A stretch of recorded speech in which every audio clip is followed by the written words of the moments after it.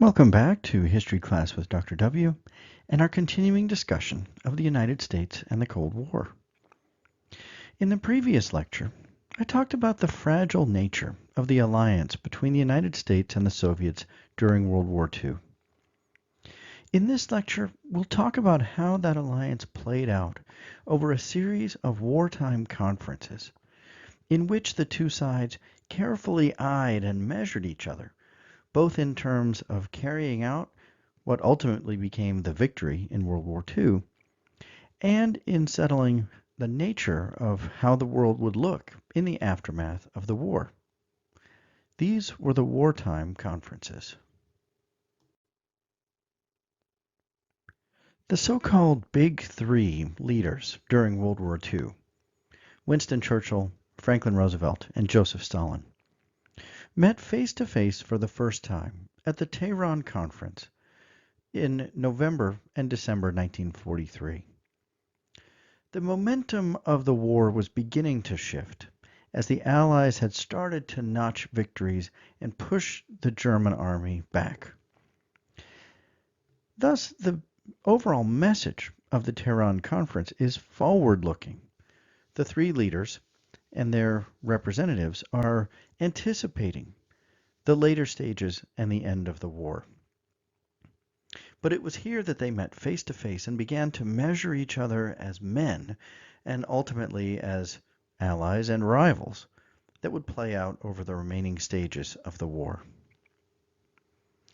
The most important point that the three discussed at Tehran was the opening of the Second Front, which is something that Stalin had been calling for essentially since the war started. As the Russians had borne the brunt of the German invasion essentially on their own, Stalin was clamoring for the Allies to launch a direct attack into Western Europe, which would take the pressure off the Russians on their side. It was here that Churchill and FDR promised to indeed launch that invasion that would create the Second Front, and began in earnest planning for D-Day, which still was 7 or 8 months in the future at that time. In exchange, Stalin agreed in principle that the Soviets would launch another major offensive from their side, which would divert German attention away from the American and British attack, and also agreed that the Soviets would declare war against Japan in the final stages of the war. The three also discussed a number of issues related to the fate of Eastern Europe, Germany, and Poland when the war ultimately came to an end. They had a number of discussions about the borders, particularly of Poland, on both the Soviet Union side and the German side, and what that settlement would look like. They also discussed, in broad terms, ideas related to international cooperation in the aftermath of the war. It was at Tehran that Roosevelt outlined his vision for what would ultimately become the United Nations, and his idea of the so-called four policemen, which would be the United States, Britain, China, and the Soviet Union, who would ultimately hold most of the power in what became the United Nations in the aftermath of the war. These negotiations are still relatively in their early stages during this conference. The focal point of the conference was on what evolved into the D-Day invasion. Much has been made about the negotiating relationship between Stalin and FDR at the Tehran Conference and then later at the Yalta Conference. FDR seemed to think he had his finger on the pulse of Stalin's tactics, referring to him as Uncle Joe, as some kind of friendly gentleman in their negotiations. But most scholars agree that it was Stalin who was the more shrewd negotiator of the two, and that time after time, while rarely negotiating from a position of strength, he managed to achieve his objectives, in part because he was willing to frankly lie and also to delay his agreements from his side. And so most scholars feel like Stalin got the better of these negotiations, not only at Tehran, but particularly at Yalta and then later at Potsdam. The Big Three met once again at the Yalta Conference in February of 1945. The situation in the war had changed dramatically by this time. The D-Day invasion had been launched, and the Allies from both sides were closing in on Berlin. This was in the period that some scholars refer to as the race to Berlin, and in fact, the Red Army had already achieved a complete conquest of Poland and was standing at the border of Germany and ready to launch its final attack into Berlin. And so those who criticize FDR and the other allies for conceding to many of Stalin's demands at Yalta have to recognize that in some ways the die had been cast already. As I indicated in Stalin's quote in my previous lecture, the Red Army had already achieved a great conquest, and for the Allies to try to make adjustments to borders and so on in the aftermath, they would have had to uproot the Red Army from territory that it had already taken. That said, the Yalta Conference was much more anticipating the end of the war than the Tehran Conference had done. Tehran was more oriented towards planning the D-Day invasion. Now it was clear that the Allies would ultimately prevail in this war, and so it was the status of division of Germany and the rest of Europe after the war was over that was the focal point of Allied attention in Yalta. Particularly, they discussed the division of Germany in the aftermath of the war.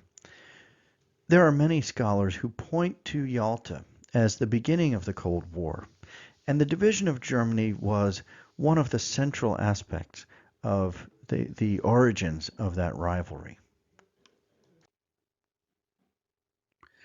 This map indicates the general idea that was outlined at Yalta, that Germany, Austria, and effectively much of Europe would be divided in the aftermath of World War II into Soviet spheres of influence and those conducted by the other allies, the United States, Britain, and France. As you can see from this map, the Soviet zone extends well to the west of Berlin and roughly corresponds to the distance that the Red Army would conquer in the aftermath of the war, which is a point I've made at several different points in the lecture. As far as the Red Army advanced, that would ultimately determine where the line would be as the war came to its end. Now, of course, as they met in Yalta, no one knew how far exactly the Red Army would get and how things would end up, but it certainly wound up reaching far out to the west of Berlin.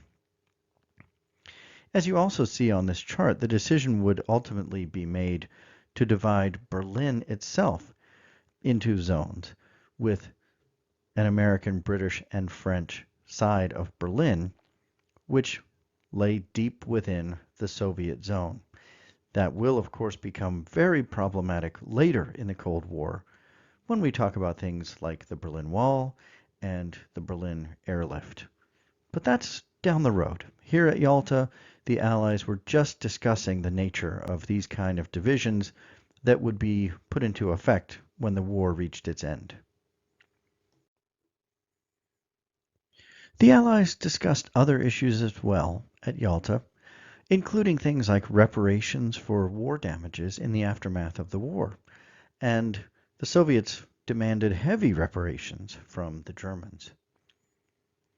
Stalin also reiterated his agreement that the Soviets would join the war against Japan in the late stages, and we'll talk about how that turned out in a future lecture.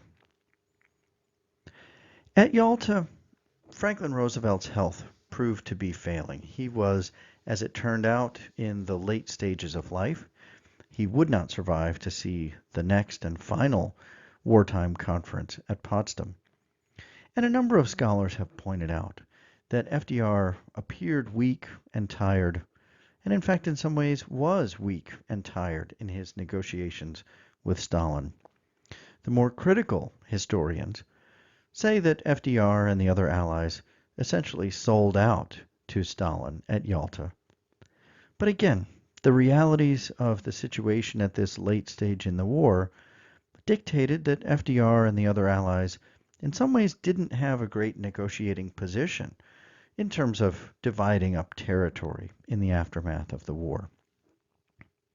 In any case, many were far from pleased with FDR's performance at Yalta and the outcome of those agreements. FDR himself seemed to understand the limits of the Yalta Agreement, and he confided to one of his aides after the conference, "I didn't say the result was good. I said it was the best I could do."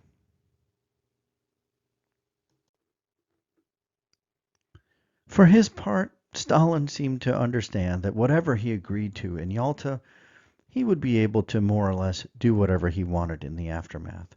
He confided to one of his aides, "Never mind, we'll do it our own way later in the aftermath of Yalta."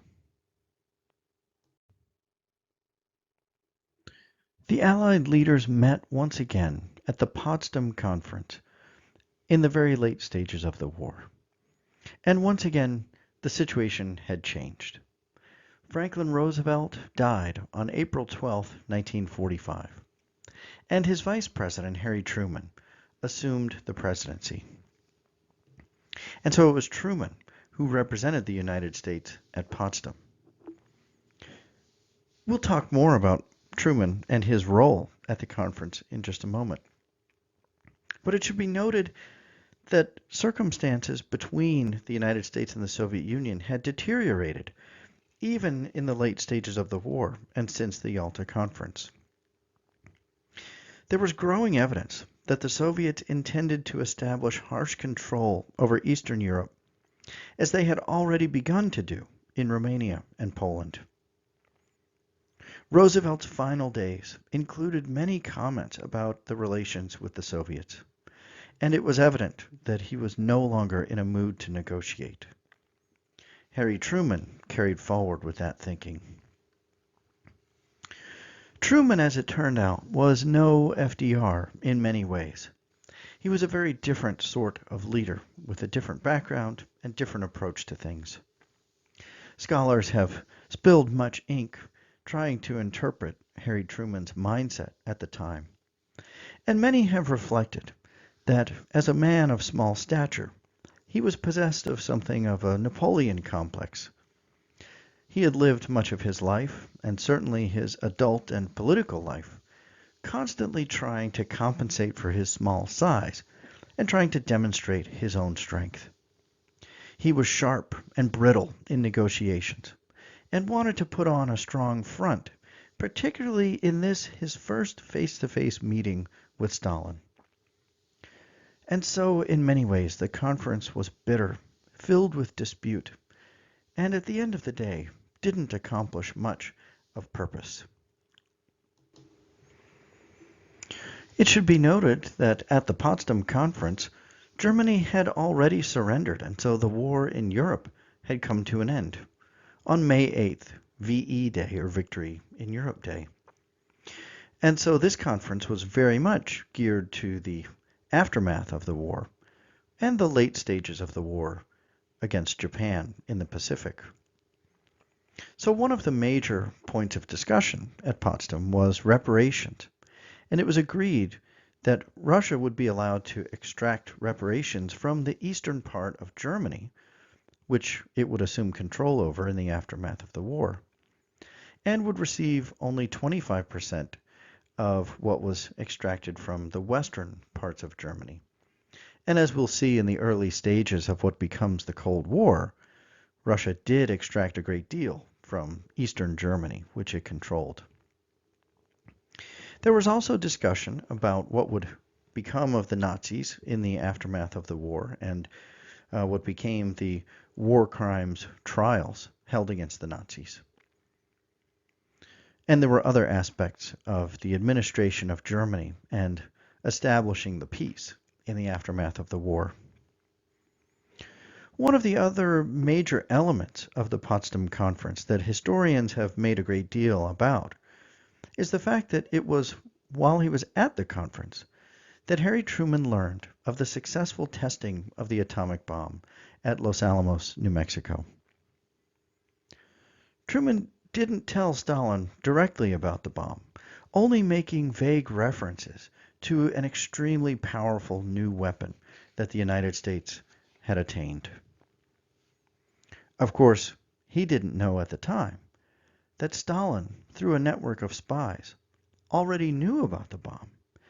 And so by not telling Stalin and the Soviets about the bomb, it was very clear that they were not being forthcoming. And Stalin bore this resentment and suspicion into the aftermath of the war and what becomes the Cold War. And this is a major element that historians point to in the beginnings of the Cold War, this so-called nuclear diplomacy or atomic diplomacy, that by not revealing what he knew about the bomb, Truman was establishing a precedent of not dealing openly with Stalin.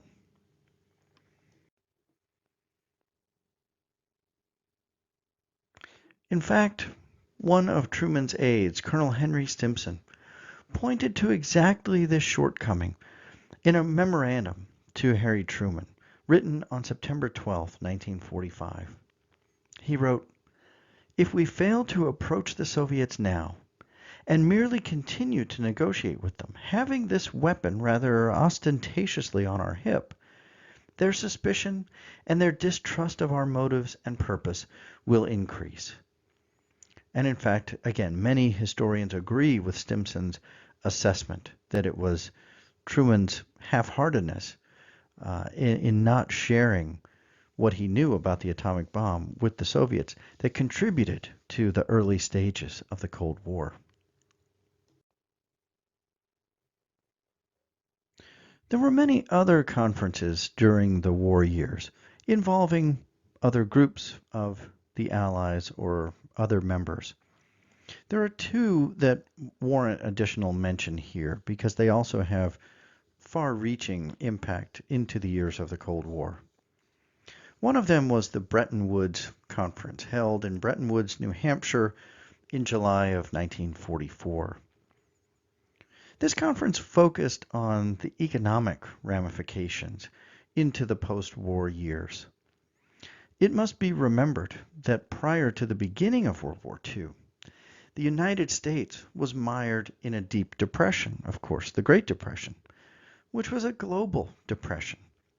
And so many people around the world were concerned that in the aftermath of World War II, the Great Depression might return, particularly if nations engaged in the same kind of economic behavior that they had prior to the war. And one of the responses as the Great Depression set in around the world in the late 1920s and early 30s was that nations often closed off their economic barriers, erecting high tariff restrictions, and this kind of set off a chain reaction around the world as more and more nations upheld steep tariffs. It had an impact on everyone around the world. And so that was part of what was the focal point of the Bretton Woods discussions, was establishing a more open economic arrangement around the world, which would be spearheaded, of course, by the United States in the post-war world. And that was the nature of this conference. Notably, it created the International Monetary Fund and also the World Bank, which is technically called the International Bank for Reconstruction and Development. The idea, in essence, was that the United States would spearhead the kind of economic footing of the rest of the world in the aftermath of the war.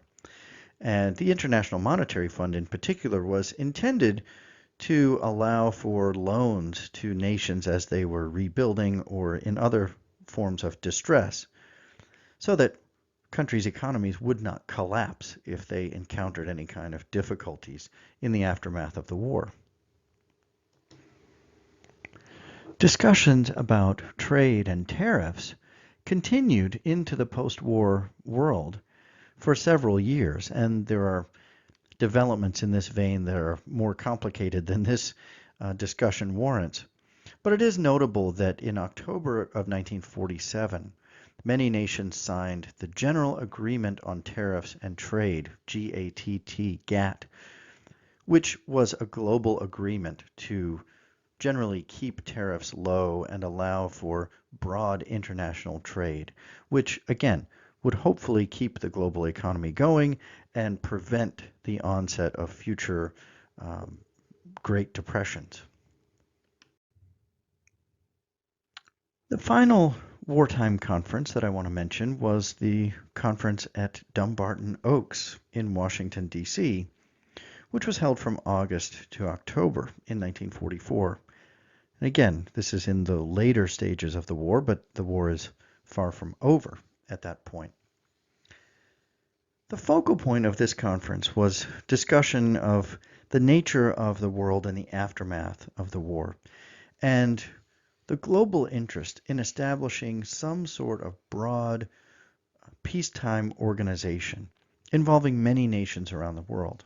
In short, the United Nations, as it would come to be known. The conference focused on a number of different aspects of how the organization would be run, who would be involved, what the various commitments would be, and so on. It was spearheaded by the so-called Big Four, the United States, the Soviet Union, Great Britain, and China. And ultimately, the role of the Soviet Union was one of the points of contention. Eventually, the Soviet Union was granted veto powers along with the United States, Britain, China, and France as well, these five central powers that were involved in the United Nations. And while there were those who were worried and a bit suspicious of allowing the Soviet Union to play such an important role, it was conceded that if they weren't given this sort of equal footing and equal standing in the organization, then there really wouldn't be an organization like the United Nations at all. And so they had to concede the Soviets some sort of equal footing in that organization. We will talk about the United Nations and how some of these conferences have an impact reaching far into the years of the Cold War in later lectures. So taken in whole, the wartime conferences and the various negotiations between these countries demonstrated the complexities of establishing a post-war relationship that would satisfy both the Soviets and the Americans. Both at times negotiated in poor faith. Both suspected the other of grander ambitions of global conquest than were actually true. And neither was willing to compromise enough to reach satisfactory agreements. At least for a time, though, the two sides were willing to negotiate. Half a dozen times or more during the war years, Soviet and American leaders met face to face, at times cordially. It's said, though, that actions speak louder than words. And as the war came to its end, one act overwhelmed all the talk and set the tone for the post-war world: the dropping of the atomic bomb. It is to that discussion that we turn in our next lecture.